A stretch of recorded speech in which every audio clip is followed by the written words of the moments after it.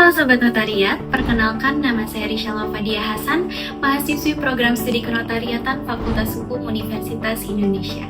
Pada kesempatan kali ini, saya akan memaparkan hasil penelitian tesis saya yang berjudul Pelindungan Hukum bagi Pembeli yang Beritikat Baik dalam Perjanjian Pengikatan Jual Beli berdasarkan Studi Putusan Pengadilan Negeri Denpasar nomor 640-PDT-G-2023-PNDPS. PPJB atau Perjanjian Pengikatan Jual Beli merupakan salah satu akta autentik yang dibuat oleh notaris. PPJB adalah perjanjian pendahuluan yang lahir dari asas kebebasan berkontrak dan berfungsi mengikat para pihak sebelum dilaksanakannya akta jual beli di hadapan PPAT. Walaupun bersifat pendahuluan, PPJB tetap mengikat secara hukum apabila dibuat secara sah dan dilandasi dengan itikat baik sejak tahap pra-perjanjian sampai dengan pelaksanaan perjanjian.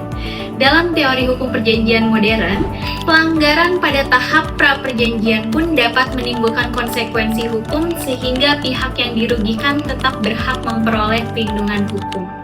PPJB memiliki peran penting sebagai pelindungan hukum preventif, khususnya ketika syarat administratif dalam pembuatan AJB belum terpenuhi. Oleh karena itu, PPJB menjadi instrumen awal untuk mengikat para pihak dan mencegah terjadinya wan prestasi. Dalam hal ini, notaris memiliki kewenangan sekaligus kewajiban untuk memberikan penyuluhan hukum sebagaimana diatur dalam Undang-Undang Jabatan Notaris. Notaris harus menjelaskan isi dan konsekuensi hukum klausul PPJB agar para pihak dapat memahami hak dan kewajibannya secara seimbang. Dalam kasus di Denpasar, tidak ditegaskannya klausul mengenai jangka waktu pengosongan objek dalam PPJB menyebabkan terjadinya wan prestasi yang dilakukan oleh pihak penjual sehingga merugikan pihak pembeli karena tidak mendapatkan haknya untuk menguasai objek tersebut. Berdasarkan latar belakang tersebut, penelitian ini mengangkat dua permasalahan utama, yaitu yang pertama, bagaimana perlindungan hukum bagi pembeli yang beritikat baik dalam PPJB yang berakhir wan prestasi. Dan yang kedua, bagaimana tanggung jawab notaris dalam penyusunan akta PPJB yang berakhir wan prestasi. Hasil penelitian pertama menunjukkan bahwa PPJB memiliki kekuatan pembuktian yang kuat berdasarkan pasal 1338 ayat 3 KUH Perdata.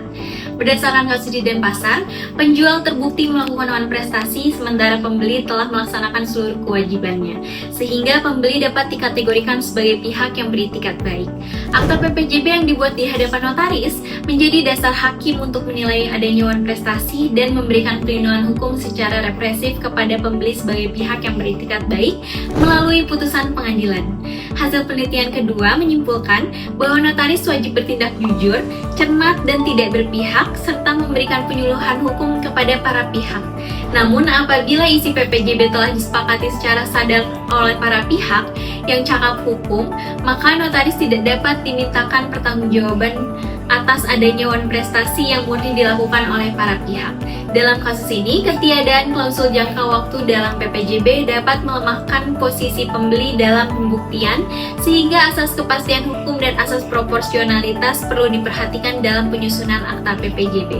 Sebagai penutup, dapat disimpulkan bahwa notaris tidak dapat dibebani tanggung jawab atas sengketa para pihak sepanjang PPJB dibuat secara sah dan sesuai dengan ketentuan peraturan perundang-undangan.